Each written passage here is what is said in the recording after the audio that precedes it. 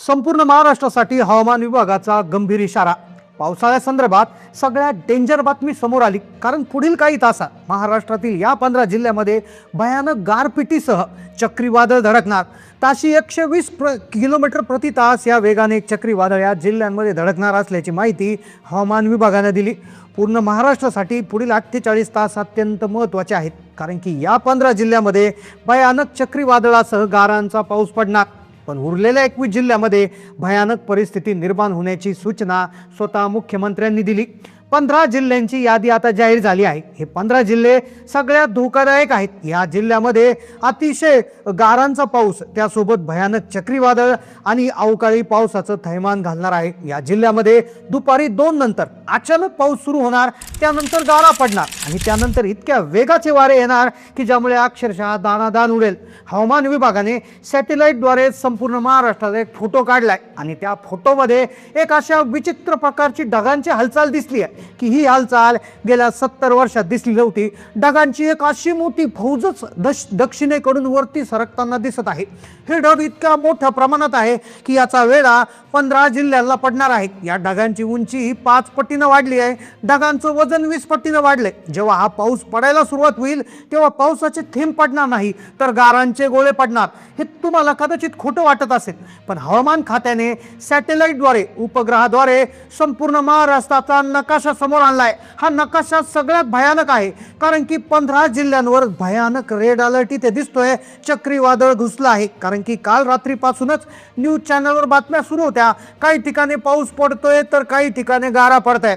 आता मोबाईलवर देखील सरकारने मेसेज पाठवायला सुरुवात केली आहे की तुमच्या जिल्ह्यात पाऊस आहे। ताशी 40, 50, 100 किलोमीटर प्रति तासाने वारे वाहणार असे हवामान विभागाचे मेसेज देखील यायला सुरुवात झालेली आहे। त्यामुळे या बातमीला अजिबात हलक्यात घेऊ नका, कारण की सॅटेलाइटद्वारे एक महाराष्ट्राचं चित्र समोर आले, जे वरून काढले, जे खूप भयानक आहे। आता एका वेगळ्या प्रकारचे ढग आणि चक्रीवादळाचा शिरकाव होतोय। हे ढग जर फुटले तर संपूर्ण महाराष्ट्रात हाहाकार उडणार। गेल्या 2-3 दिवसापासून अख्ख्या महाराष्ट्रामध्ये अवकाळी पावसाचं वातावरण तयार झाले। लातूरला गारपीट झाली, नाशिकमध्ये द्राक्षाच्या बागा उद्ध्वस्त झाल्याची बातमी येत आहे, तर नागपूरमध्ये अतिशय विचित्र परिस्थिती, तर मराठवाड्यामध्ये दाणादाण उडाली आहे। आता सगळे लोक म्हणत आहेत की आमच्याकडे ऊन आहे पण रात्री पाऊस येतोय, तर काही लोक म्हणतात आमच्याकडे पाऊसच येत नाही। काही लोक निर्धास्त आहेत, पण सगळीकडे ऊन आहे। लक्षात ठेवा, आज जे चित्र आहे, आज जी परिस्थिती आहे ती हलक्यात घेण्यासारखी बिलकुल नाहीये, कारण की सॅटेलाइट इमेजद्वारे आता संपूर्ण महाराष्ट्रासाठी हा भयानक रेड अलर्ट देण्यात आलाय। आता ज्या लोकांनी कालपर्यंतच्या बातम्याकडे कानाडोळा केला, त्यांनी दुर्लक्ष केलं, त्या भागामध्ये प्रचंड पाऊस झाला, ते लोक गार झोपले होते, पण त्या झोपेतच भयानक गारपीट झाली। घरांचे पत्रे उडाले, काही ठिकाणी गुराढोरांचं नुकसान झालं, तर काही ठिकाणचं शेतीमाल जो झाकून ठेवला होता तो मातीमोल झालाय। अशा प्रकारची परिस्थिती आता ओढावली आहे। गेल्या 2 दिवसात महाराष्ट्रातील 5 ते 6 जिल्ह्यात पावसाचं तांडव पाहायला मिळाले। पण आज या 15 जिल्ह्यांची पाळी आहे। या 15 जिल्ह्यात फक्त गारांचा पाऊस पडणार नाही, फक्त गारपीट होणार नाही, तर एक असं वादळ येणार, एक असं वादळ थैमान घालणार की अक्षरशः तिथे काही शिल्लक राहणार नाही। अशा प्रकारचा गंभीर इशारा दिलाय। बऱ्याच लोकांनी भरोसा ठेवला नाही। मागील 2 दिवसापूर्वी टीव्हीला बातमी येत होत्या, कालपासून सरकारचे मेसेजेस यायला सुरुवात झाले आहे। काल रात्री 12-1 वाजता देखील मेसेजेस आलेले आहे। आता लोक थोडेसे सिरियस झाले आहे, पण लक्षात घ्या, जेव्हा आज ही परिस्थिती पूर्णतः बदलली आहे, अचानक पाऊस कोसळू लागतोय। 15 वर्षापूर्वी हीच परिस्थिती मराठवाड्यामध्ये झाली होती। मराठवाड्यात देखील अचानक ऊन होतं, दिवसभर ऊन होतं, उन्हाचा तडाखा होता, पण रात्री अचानक पाऊस सुरू झाला, नंतर गारपीट सुरू झाली आणि त्यानंतर जे चक्रीवादळ आलं त्याने अक्षरशः त्या गावामध्ये अतिशय भयानक परिस्थिती झाली होती। आणि आज तीच परिस्थिती आज या 15 जिल्ह्यामध्ये होणार, कारण की जो नकाशा आलाय, जो वरून पाहिलाय, तो नकाशा खूप हादरवून सोडणार आहे संपूर्ण महाराष्ट्रातील जनतेला। ही तातडीची सूचना त्यामुळे सरकारकडून देण्यात आली। या बातमीला तुम्ही चुकूनही साधं समजू नका। ज्यांनी काल दुर्लक्ष केलं त्यांच्या घरात, वावरात आणि गावात प्रचंड अवकाळी आणि गारांचा मारा झालाय। शेतकऱ्यांचं रक्ताचं पाणी करून पिकवलेलं पीक राख झाले। सावध होण्याची वेळ आली। हा खेळ जीवा बेतू शकतो, म्हणूनच 15 जिल्ह्यांची, 15 धोकादायक जिल्ह्यांची आज यादी समोर आली आहे। हे 15 जिल्हे असे आहे की ज्याची यादी सरकारने दिली आहे। या व्यतिरिक्त बाकीचे उरलेले 21 जिल्हे आहेत, तर तिथे काय वाढून ठेवले, तिथे काय परिस्थिती होणार, चक्रीवादळाचा फटका तिथे काय बसणार, सगळी सगळी सविस्तर यादी तुम्हाला व्हिडिओमध्ये सांगणार आहे। पहा, ही गोष्ट तुम्ही नीट लक्ष देऊन ऐका।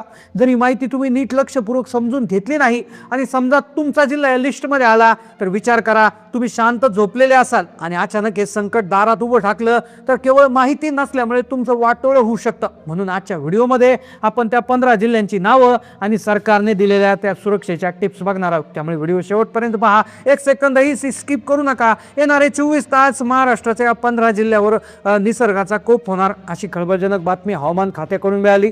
सध्या काही जणांना खोटं वाटतंय, काही लोक म्हणतात नाही नाही फक्त मराठवाड्यात पाऊस चालू आहे, तर काही म्हणतात तुरळक ठिकाणी चालू आहे। पण आजची परिस्थिती प्रचंड वेगळी आहे, कारण की अरबी समुद्रात आणि जो मध्य भूमध्य सागर आहे तर तिथे पाण्याचा जो रंग आहे तो अचानक बदलला आहे आणि हेच चिन्ह महाराष्ट्र हवामान विभागाच्या नजरेत आलं होतं।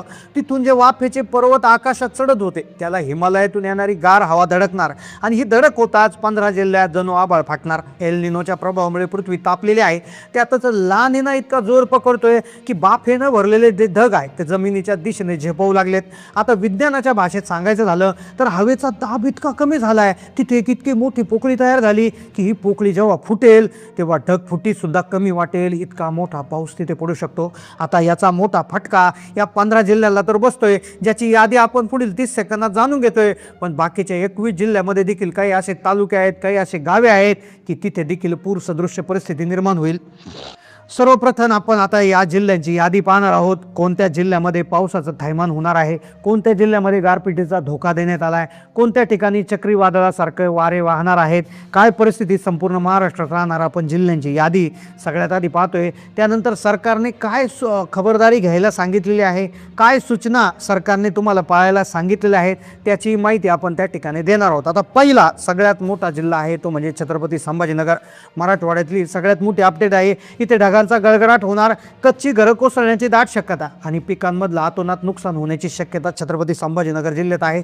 सोलापूर दक्षिण महाराष्ट्राचा भाग आता केंद्रबिंदू बनलाय। इथल्या फळबागावर आता निसर्गाची कुराड चालणार असून हो त्याचं नव्हतं होण्याची भीती। नांदेड काळजात थरकाप उडवणारी बातमी, इथे ताशी 120 किलोमीटर वेगानं जे वादळ आहे ते येणार आणि त्यामुळे सगळं जनजीवन विस्कळीत होऊ शकतं। गोंदियामध्ये विजांचा तांडव होणार, जळगावमध्ये उष्णतेच्या लाटेनंतर वादळ निर्माण होणार, लातूरमध्ये जो पाणी कमी असते त्या भागात हे भयानक पूर परिस्थिती निर्माण होणार, चंद्रपूरमध्ये भयानक वावटळी निर्माण होतील, हिंगोलीमध्ये जे आहे ते आसमानी संकट होणार आणि गारपिटीचा धोका, गडचिरोलीमध्ये प्रचंड विजांचा कडकडाट, बुलढाण्यामध्ये गारांचा पाऊस होणार, यवतमाळमध्ये आजची तारीख ही मोठा अरिष्ट कोसळू शकते, भंडारामध्ये आभाळ फाटणार, धाराशिवमध्ये ग्रामीण भागात पुढचे 48 तास हे अत्यंत धोक्याचे आहेत। वर्धा जिल्ह्यामध्ये गारांचा असा काही पाऊस पडेल की नागरिक हादरून जातील आणि बाकीच्या 21 जिल्हे जर आपण बघितलं तर पुणे, अहिल्यानगर, नाशिक, नागपूर, अमरावती म्हणजे उरलेले जे जिल्हे आहे धुळे, जळगाव, तर या ठिकाणी देखील मोठ्या प्रमाणात पावसाची शक्यता निर्माण करण्यात आलेली आहे। आता तुमचं यावर काय मत आहे, तुमच्याकडे पावसाची सध्या स्थिती काय आहे, काल तुमच्या जिल्ह्यात पाऊस झाला होता का, रात्री कशा पद्धतीनं वातावरण होतं नक्की कमेंटमध्ये कळवा। कुठे गारपीट झाली असेल तर नक्की तुम्ही कमेंटच्या माध्यमातून कळवा। चॅनलला नवीन असेल तर सबस्क्राईब करा। धन्यवाद।